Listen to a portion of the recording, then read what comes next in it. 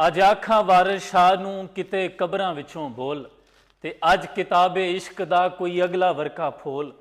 एक रोई सी धी पंजाब दी तू लिख लिख मारे वैन, अज लखां धीआं रोंदियां तैनूं वारिस शाह नूं कहण उठ दर्दमंदां दिया दर्दिया ते तक अपना पंजाब।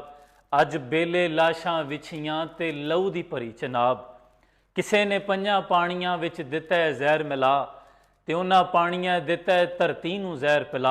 धरती ते लहू वसिया ते कबरां पईयां चोण, अज प्रीत दियां शहजादियां विच मज़ारे रोण। अज सभे कैदो बन गए हुसन इश्क दे चोर, हुण कित्थों लिया ये लब के वारिस शाह एक होर।